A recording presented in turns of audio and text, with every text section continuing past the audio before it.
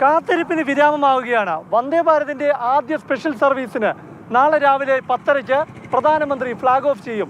Passenger service തുടങ്ങുന്നത് 26-ാം തീയതി ഉച്ചയ്ക്ക് 2:30 കാസർഗോഡ് നിന്ന് തിരുവനന്തപുരത്തേക്കാണ്.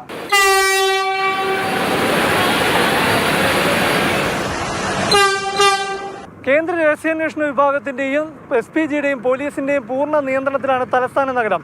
രാവിലെ 10:15-നാണ് പ്രധാനമന്ത്രി തിരുവനന്തപുരം വിമാനത്താവളത്തിൽ എത്തുന്നത്.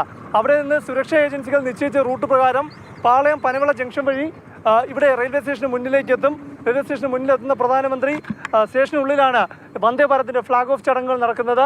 ആ വേദിയിലേക്ക് എത്തിച്ചേരും. തിരുവനന്തപുരം സെൻട്രൽ സ്റ്റേഷനിൽ ഇവിടെയാണ് പ്രധാനമന്ത്രി വന്ദേ ഭാരതിന് ഫ്ലാഗ് ഓഫ് ചെയ്യുന്നത്. രാവിലെ 10:30 പ്രധാനമന്ത്രി സെൻട്രൽ സ്റ്റേഷനിൽ വന്ദേ ഭാരതിന്റെ ആദ്യ സർവീസിന് ഫ്ലാഗ് ഓഫ് ചെയ്യും. 10:50 വരെയാണ് ഇവിടെ ചടങ്ങുകൾ നടക്കുക. കർശന സുരക്ഷയിലാണ് തിരുവനന്തപുരം സെൻട്രൽ സ്റ്റേഷൻ. പ്രധാനമന്ത്രിയുടെ സന്ദർശനത്തോടനുബന്ധിച്ച് 1, 2, 3 പ്ലാറ്റ്ഫോമുകൾ അടുത്ത 2 ദിവസങ്ങളിൽ പ്രവർത്തിക്കില്ല. 4, 5 പ്ലാറ്റ്ഫോമുകളിൽ നിന്ന് മാത്രമാണ് ട്രെയിൻ സർവീസുകൾ. പല ട്രെയിൻ സർവീസുകളും റദ്ദാക്കിയിട്ടുണ്ട്. മാത്രമല്ല ചില ട്രെയിൻ സർവീസുകൾ കൊച്ചുവേളിയിലേക്ക് ചുരുക്കിയിട്ടുമുണ്ട്. അത്തരത്തിലുള്ള റെയിൽവേയുടെ സുരക്ഷാ ക്രമീകരണങ്ങളും ഒരു വശത്ത് നടക്കുന്നുണ്ട്. 1-ാം നമ്പർ പ്ലാറ്റ്ഫോം പ്രധാനമന്ത്രിക്ക് ഫ്ലാഗ് ഓഫിന് വേണ്ടി സജ്ജമാക്കുന്നതിൻ്റെ ഭാഗമായി സ്റ്റാളുകളെല്ലാം അടച്ചിട്ടുണ്ട്. റെയിൽവേ സ്റ്റേഷനിലെ 1-ാം നമ്പർ പ്ലാറ്റ്ഫോമിലുള്ള ഹോട്ടലുകൾ എല്ലാം അടച്ചിട്ടുണ്ട്. അങ്ങനെ പൂർണ്ണമായും സുരക്ഷാ വലയത്തിലാണ് തിരുവനന്തപുരം സെൻട്രൽ സ്റ്റേഷൻ. വന്ദേ ഭാരതിന്റെ ഫ്ലാഗ് ഓഫ് ചടങ്ങുകൾ നടക്കുന്നത് തിരുവനന്തപുരം സെൻട്രൽ സ്റ്റേഷനുള്ളിലാണെങ്കിലും ചുറ്റുവശത്തുമുള്ള തന്ത്രപ്രധാന കേന്ദ്രങ്ങളെല്ലാം തന്നെ പോലീസിന്റെ നിരീക്ഷണത്തിലാണ്. സ്റ്റേഷന് നേരെ എതിർവശത്തുള്ള തമ്പാനൂർ ബസ് ഡിപ്പോ നാളെ രാവിലെ മുതൽ പൂർണ്ണമായും പ്രവർത്തനരഹിതമാകും. രാവിലെ 8 മണി മുതൽ 11 മണി വരെ ഡിപ്പോ അടച്ചിടാനാണ് തീരുമാനം. ഇവിടെ നിന്ന് ബസ് സർവീസുകൾ ഉണ്ടാകില്ല. അകത്തുള്ള പാർക്കിംഗ് കേന്ദ്രങ്ങൾ പ്രവർത്തിക്കില്ല. അകത്തുള്ള വാണിജ്യ കേന്ദ്രങ്ങളെല്ലാം തന്നെ അടച്ചിടാനുള്ള തീരുമാനം പോലീസ് കൈക്കൊണ്ടിട്ടുണ്ട്. റെയിൽവേ സ്റ്റേഷനിൽ വന്ദേ ഭാരതിന്റെ ഫ്ലാഗ് ഓഫ് ചടങ്ങിന് ശേഷം പ്രധാനമന്ത്രി നേരെ എത്തുന്നത് തിരുവനന്തപുരം സെൻട്രൽ സ്റ്റേഡിയത്തിലാണ്. സെൻട്രൽ സ്റ്റേഡിയത്തിൽ SPGയുടെ മാർഗനിർദ്ദേശപ്രകാരമുള്ള വേദിയാണ് ഒരുങ്ങിയിട്ടുള്ളത്. ഇവിടെയാണ് ഈ തിരുവനന്തപുരം റെയിൽവേ സ്റ്റേഷൻ വികസനം, കൊച്ചുവേളി റെയിൽവേ സ്റ്റേഷൻ വികസനം, നേമ റെയിൽവേ സ്റ്റേഷൻ വികസനം, ഇങ്ങനെ 196 കോടി രൂപയുടെ വികസന പദ്ധതി പ്രഖ്യാപിക്കുന്നത് ഇവിടെ വെച്ചാണ്. ഒപ്പം വർക്കല റെയിൽവേ സ്റ്റേഷൻ്റെ 195 കോടി രൂപയുടെ വികസന പ്രവർത്തനത്തിൻ്റെ ഉദ്ഘാടനം ഇവിടെ നടക്കും.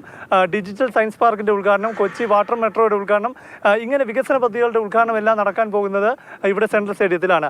11 മണി മുതൽ 12:15 വരെയാണ് സെൻട്രൽ സ്റ്റേഡിയത്തിലെ ചടങ്ങുകൾ നടക്കുക. അതിനുശേഷം പ്രധാനമന്ത്രി 12:40 തിരുവനന്തപുരം വിമാനത്താവളത്തിൽ നിന്ന് സൂറത്തിലേക്ക് മടങ്ങും. സെൻട്രൽ സ്റ്റേഡിയത്തിൻ്റെ ഈ മുൻഭാഗം സെക്രട്ടേറിയറ്റ് അനക്സ് 1, 2 എന്നിവയുടെ മുൻഭാഗമാണ്. ഏറ്റവും കൂടുതൽ വാഹനങ്ങൾ പാർക്ക് ചെയ്യുന്ന സ്ഥലമാണ്. പ്രവൃത്തി ദിവസമായതുകൊണ്ട് തന്നെ ഇവിടുത്തെ പാർക്കിംഗ് അടക്കമുള്ള എല്ലാം തന്നെ പൂർണ്ണമായി നിരോധിച്ചിട്ടുണ്ട്. അതുകൊണ്ട് തന്നെ സെക്രട്ടേറിയറ്റിന് അവധി ഉണ്ടാകുമോ തുടങ്ങിയ കാര്യങ്ങളിലെല്ലാം തന്നെ ഒരു വ്യക്തത വരേണ്ടതുണ്ട്. ആക്രമണ സാധ്യതകൾ മുന്നിൽ കണ്ട് പഴുതടച്ച സുരക്ഷയാണ് തിരുവനന്തപുരം നഗരത്തിലാകെയും ഈ ചടങ്ങ് നടക്കുന്ന സെൻട്രൽ സ്റ്റേഡിയത്തിലും ഒരുക്കിയിട്ടുള്ളത്. തിരുവനന്തപുരം സിറ്റി പോലീസ് കമ്മീഷണറുടെ മേൽനോട്ടത്തിൽ ഏകദേശം 7 SP-മാരും 2000-ഓളം സുരക്ഷാ ഉദ്യോഗസ്ഥരുമാണ് ഈ സുരക്ഷാ ക്രമീകരണങ്ങൾ നടപ്പാക്കുന്നത്. ചടങ്ങിലേക്ക് ഈ VIP-മാരെ കടത്തിവിടുന്നതും മാധ്യമപ്രവർത്തകരെ കടത്തിവിടുന്നതും ഈ കവാടത്തിലൂടെയാണ്. തൊട്ട് അടുത്തായി ഈ പ്രസ് ക്ലബിൻ്റെ മുൻഭാഗത്തുള്ള കവാടത്തിലൂടെയാണ് ഒഫീഷ്യൽസിനെയും അതുപോലെ തന്നെ ക്ഷണിതാക്കളായിട്ടുള്ളവരെയും കടത്തിവിടുന്നത്.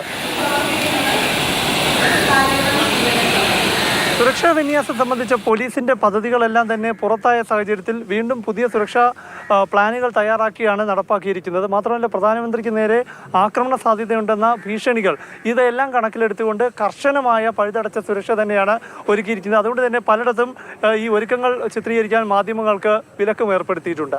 ക്യാമറാമാൻ സുധീഷ് തിരുവല്ലയ്ക്കൊപ്പം പ്രശാന്ത് കൃഷ്ണ, മാതൃഭൂമി ന്യൂസ്, തിരുവനന്തപുരം.